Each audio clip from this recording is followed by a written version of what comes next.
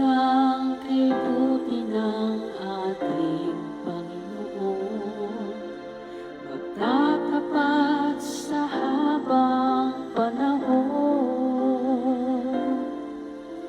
Maging sa kabila ng aking pagkukulang, biyaya niya'y patuloy na laan.